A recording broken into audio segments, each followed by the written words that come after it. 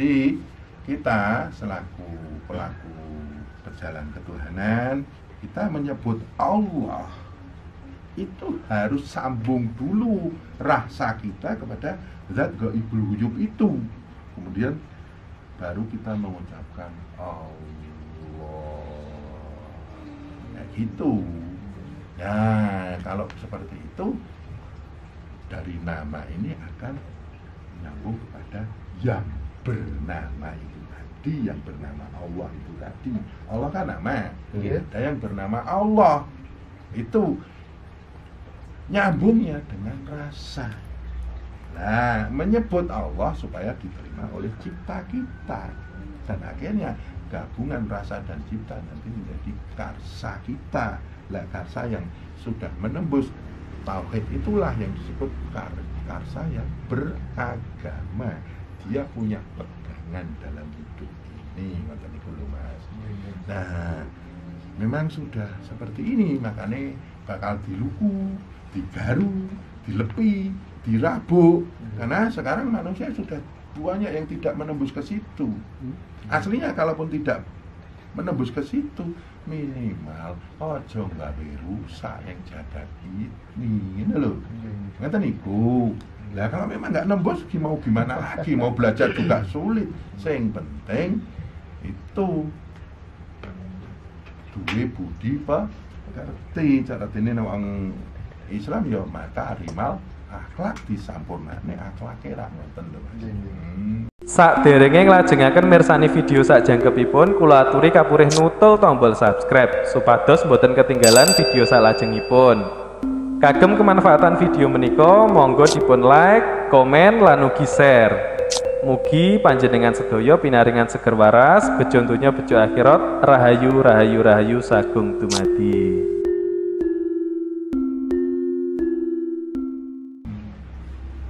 Salah jemput Gus. Sekarang kan banyak orang yang pengennya instan, akhirnya dia terjerumus ke dalam utang piutang. Nah, mereka akhirnya mencari solusi untuk gimana caranya bisa melunasi lilitan utang tersebut. Dan rata-rata itu mencari jalan pintas ya. Mohon maaf, kadang ada yang menyebut saya mau ke pantai selatan untuk mencari pesugihan. Nah, model itu seperti apa? Memang bisa, memang ada, atau itu tipu daya muslihat setan, mohon maaf, gitu. Ada Mas, ada gitu. Pesugihan itu ada. Tapi yang dikambing hitamkan selalu Ratu Kidul. Enggak, jadi Ratu Kidul tidak nyentuh ke level itu. Jadi Ibu Ratu itu tidak nyentuh ke situ. Jadi azam itu ada 4 ya. Azam hitam itu menawarkan kekayaan. Jadi kalau kita ingin kaya, kita bikin perjanjian dengan makhluk azam. Dan nanti kalau kita mati, ya kita tinggal di alam azam hitam itu. Dan di sana kita diperbudak. Itu kalau mau instan ya perjanjiannya dengan itu. Kemudian nanti ada yang namanya azam merah, itu berhubungan dengan kesaktian. Itu kita memang bisa sakti, tapi kita nanti kalau sudah meninggal kita akan singgah dan tinggal di alam azam merah itu, dan di sana diperbudak. Kemudian alam azam kuning itu biasanya pengasihan, pelet. Makanya jangan mau dengan ilmu pelet. Itu berjanjiannya dengan alam azam kuning. Karena kita melet orang itu merusak, Mas. Wanita yang jenengan pelet mesti luka jiwanya. Kalaupun nanti jenengan peristri, dia mesti punya sisi buruk. Makanya jangan mau pakai pelet. Itu merusak orang. Nah, seperti itu. Itu azam kuning. Terakhir adalah azam putih. Kalau azam putih ini lebih tidak istilahnya tidak merusak nih. Kalau azam putih belum sampai ada yang menembus ke situ, karena banyak ya kalau azam putih contohnya jin yang hafal Quran, jin yang Islam itu tidak bisa kita senggol ke situ. Lah makanya dari itu jangan pakai hal-hal yang instan. Dekatkanlah dirimu kepada daya gaib Tuhan, zat gaibul ghuyub. Kalau jenengan sudah dekat dengan itu, zat gaibul ghuyub itu berhubungan dengan al-ghani, daya gaib Tuhan yang bisa membuat kita kaya, terus kita sebut terus Allah, Allah, ya ghani, ya ghani. Nah, disitulah muncul istilahnya welas asih Gusti Allah, terus akhirnya kita dikayakan. Cukup dengan zikirullah saja, terus tubuh ini berkeringat, Mas. Nafsu terkendali, pikiran tertata, sudah aman nih, harusnya kayak gitu. Dan kita harus bukan harus ya, kita paham dengan sisi-sisi istilahnya paham dengan titik-titik daya semesta. Contohnya pagi. Pagi itu kan daun-daun berembun. Lah, daun berembun itu apa sih embun itu? Embun itu adalah ma'ul hayat, Mas. Air kehidupan. Makanya jangan tidur dari jam 5 sampai jam 7 menyambut air kehidupan itu. Air kehidupan pagi ketika tumbuhan berembun itu disambut sama burung berkicau, terus ayam berkokok. Di sana hewan-hewan kan senang. Mereka menyambut ma'ul hayat itu. Nah, kita selaku manusia ada ma'ul hayat atau air kehidupan yang dianugerahkan oleh Allah itu di pagi hari itu kita zikir. Ya Allah yang maha kaya, Allah yang sedang menurunkan ma'ul hayat, kita berzikir Allah, Allah yang menguasai pagi itu, Allah yang menguasai ma'ul hayat itu, kita zikir Allah, Allah ya Ghani, ya Fattah, ya Razzaq. Nanti muncul ma'ul hayat di hati kita, Mas. Nah, itu kalau nyambung dengan ma'ul hayat bumi atau embun itu nanti akan membawa daya kekayaan pada diri kita. Nggak cuma daya kekayaan. Orang yang benar-benar hidupnya gelap, hidupnya berat, terhimpit, sambut ma'ul hayat itu. Pagi duduk, saksikan ma'ul hayat, zikir. Nanti muncul daya dingin, terus lama-lama mengembun. Nah, itulah ma'ul hayat pribadi dijumbone karo ma'ul hayat bumi. Di situ ada solusi, di situ ada perimanan, di situ ada penguraian, di situ ada daya penyelesaian masalah-masalah yang ada pada diri kita. Itu lebih aman, Mas, daripada instan-instan. Dan itu sering saya lakukan. Ini yang masih jadi pertanyaan, ketika orang yang kita kembali lagi ke kelebihan yang hitam tadi, ketika kita diperbudak dengan hal tersebut, maksudnya pesugihan tadi ya, itu sampai kapan diperbudak? Terus waktu diperbudak itu disuruh ngapain sama setan itu? Kadang di sana itu suruh bekerja terus, tapi nggak ada hasilnya. Jadi ada yang macul terus sepanjang hari. Gitu ya? Iya, dan itu ribuan tahun loh. Nah, tujuan setan untuk nyuruh macul itu apa? Ya memang sudah perjanjiannya kayak gitu. Jadi di sana yang penting setan itu memperbudak dia. Oh gitu. Karena sudah di dunia dia sudah dicukupi. Berarti benar adanya gitu ya, ketika apa itu namanya? Ketika orang mencari pesugihan, mencari kekayaan dengan instan, akhirnya ada salah satu keluarga yang dijadikan bahasanya di sini tumbal. Itu memang benar kan? Ada. Itu memang ada. Mohon maaf, ada satu makhluk ajam memang makanannya darah. Itu memang ditumbalkan. Itu ya. Seperti itu. Kasihan yang ditumbalkan itu. Tapi yang ditumbalkan itu dia akan masuk di alam ajam itu, mereka tidak diperbudak. Mereka tidak disiksa di situ.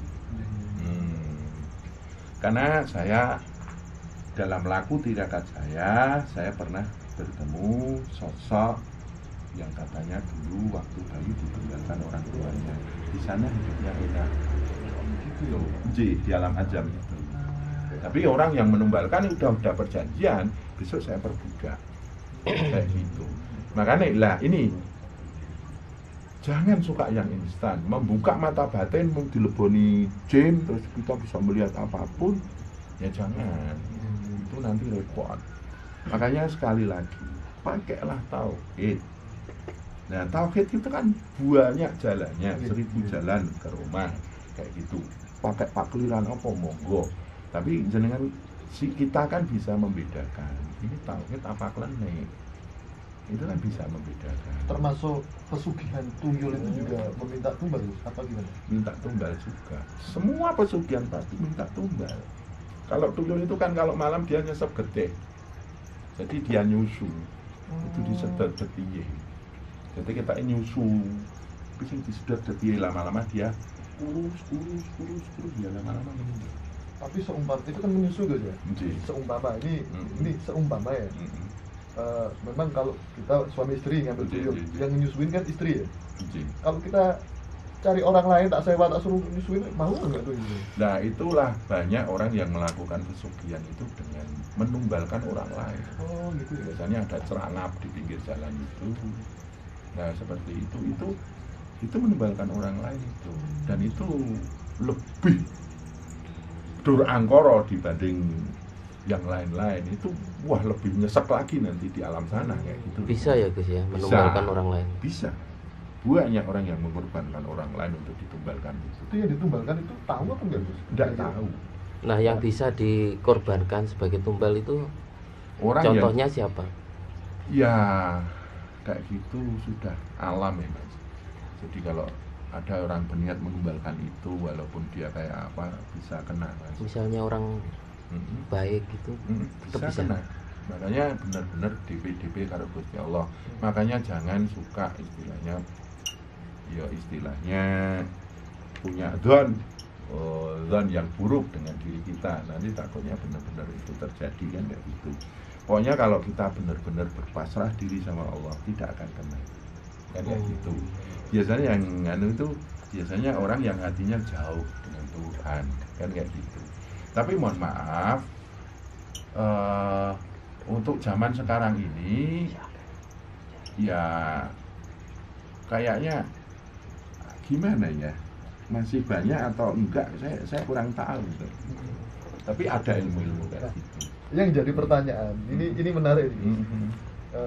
Sosok makhluk halus yang namanya tuyul atau setan yang bernama tuyul itu kan bisa mengambil uang ya. Iya. Tapi kenapa kok dia tidak bisa menembus bank gitu loh? Karena bank itu netral.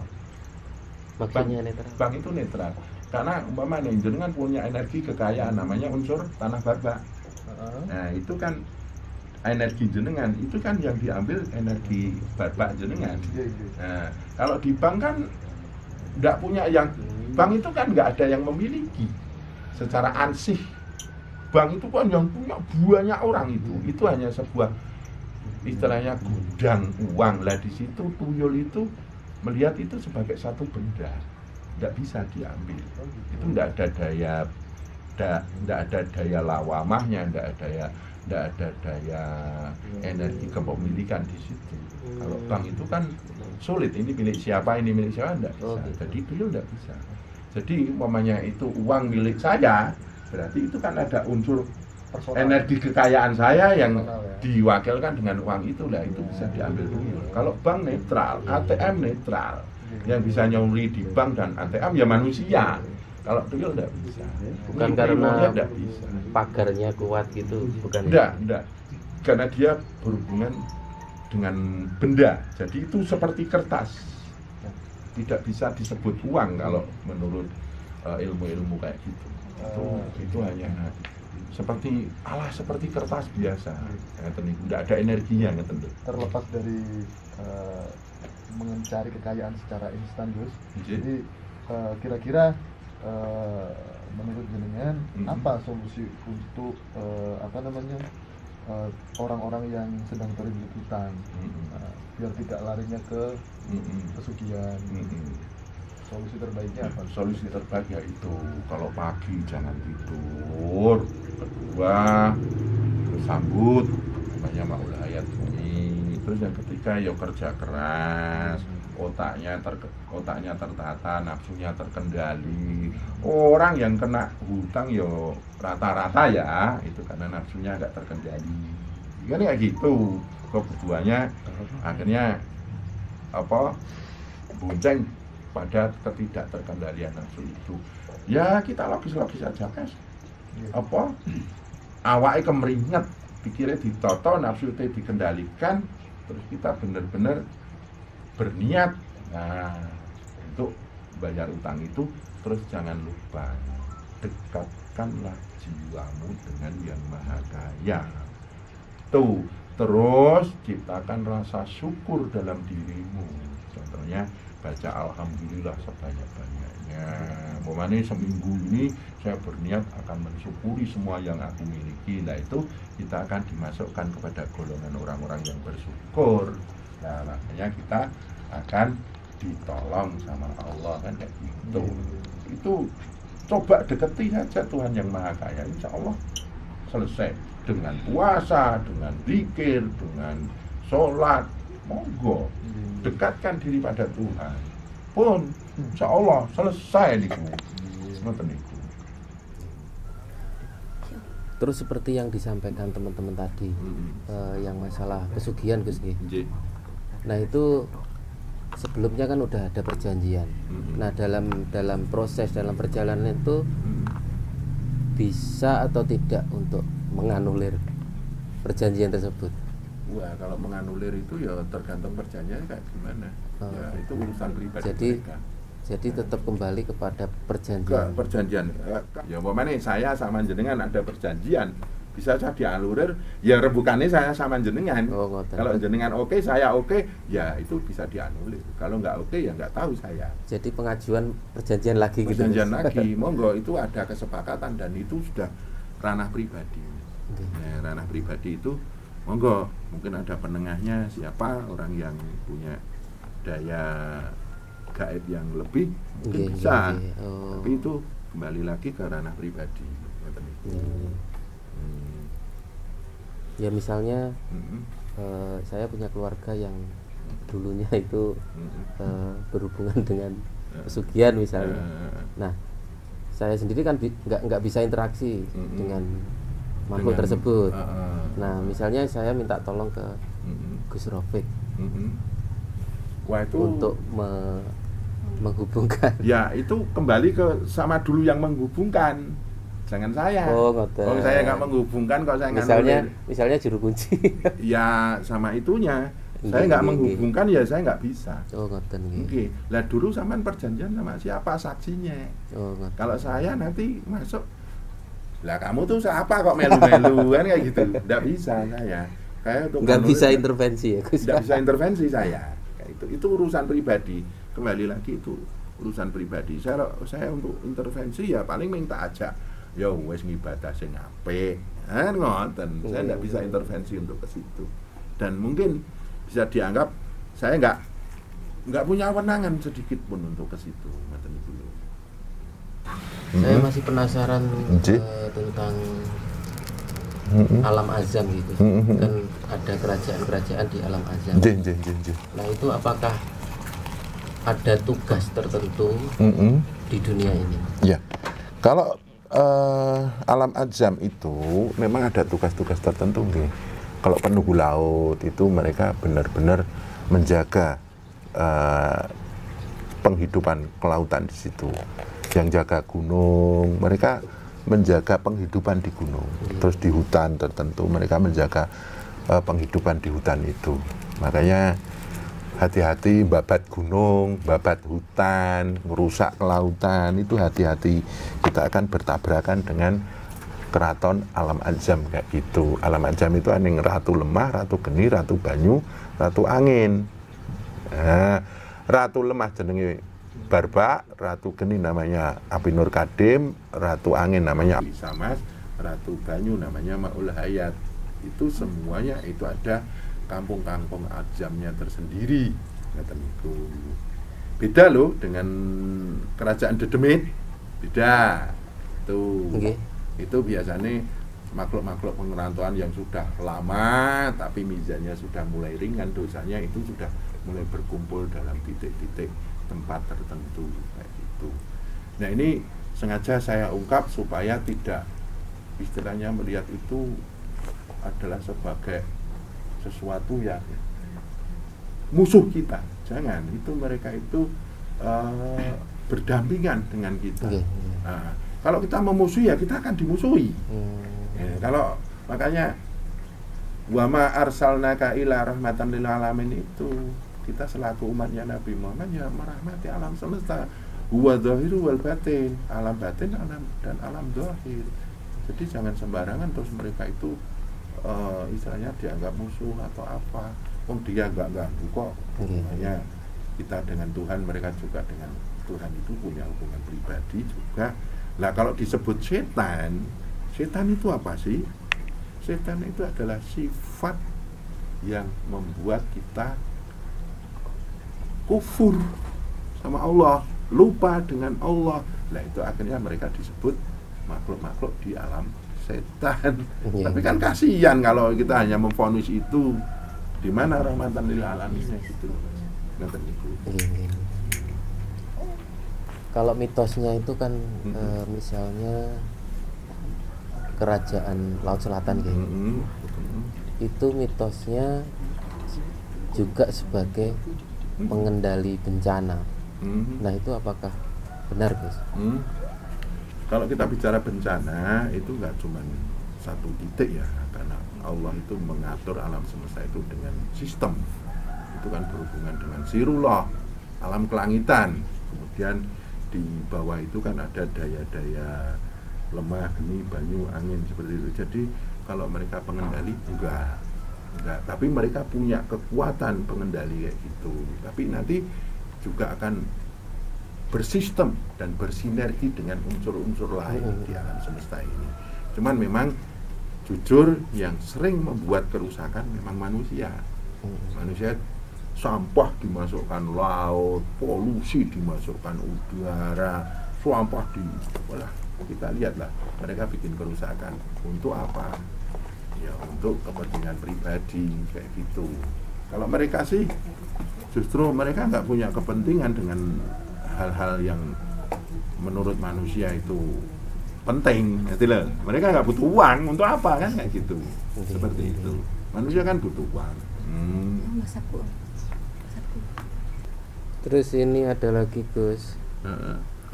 Bagaimana cara menguatkan mulka pada diri kita? Mulkan Gitu. Maksudnya mulkan gitu. Ya, mulkan itu kan tauhid ya. Ya, mulkan itu adalah mengampingi kita untuk selalu bersama Allah. Dekat dengan Allah. Ya, dekat dengan Allah. Ya, banyak zikir toh, banyak sadar Tuhan, banyak sujud, ya sholat, banyak puasa, pengendalian diri supaya tidak lepas dengan Tuhan. Terus banyak zakat, banyak sedekah. Ya, seperti itu, Mas.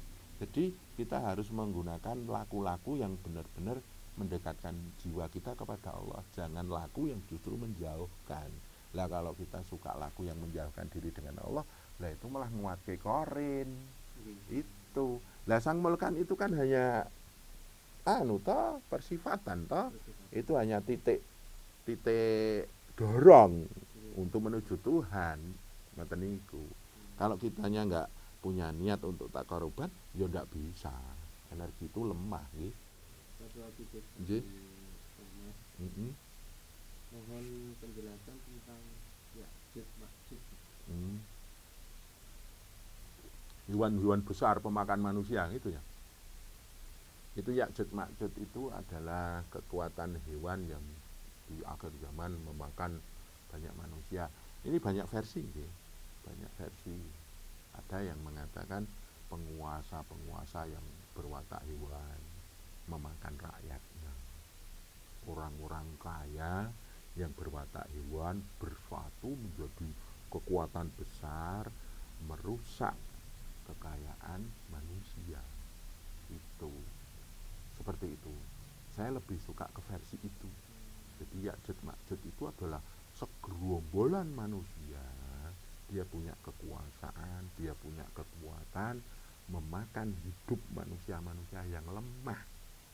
Orang-orang yang kaya, besar, punya watak hewan, berkumpul, bersatu, memakan rezeki-rezeki orang-orang yang miskin. Itu Ya'juj Ma'juj, Mas. Dan ini sekarang ini banyak sudah terjadi Ya'juj Ma'juj.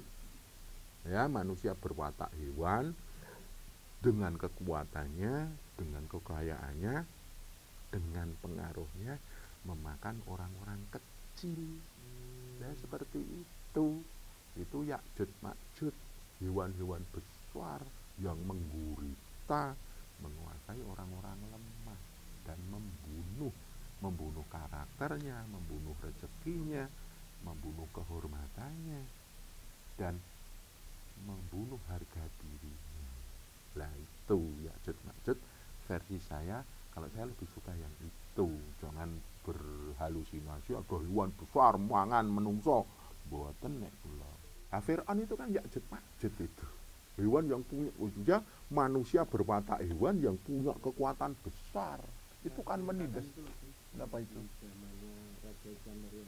Nah itu kan dibentengi, dikurung di suatu daerah. Itu saya lebih ke Sanepo Mas itu. Kalau itu Sanepo Mas. Saya lebih condong ke itu anak Sanepan saja. Ya itu. Ya'juj Ma'juj seperti yang saya terangkan tadi. Kekuatan manusia yang berwatak hewan yang menggurita, membunuh manusia kecil. Dan terakhir membunuh dirinya sendiri. Karena dia terjebak dalam itu. Energi kemelekatan lawamah amarah sufiyah mutmainnah itu akan membunuh dirinya sendiri juga dan akan menyesatkan dia di alam akhirat nanti. Saya lebih logis ke situ. Kalau itunya dikurung di zaman Iskandaria dikurung, itu saya lebih condong ke itu Sanepo saja. Tapi ini saya bilang itu banyak versi. Saya ngambil versinya versi ini. Kalau versi itu nanti ada hewan besar, kok saya malah nggak logis ya. Karena saya orangnya orang logis. Kayak gitu. Yang gaib, yang dhahir itu semuanya logis. Itu.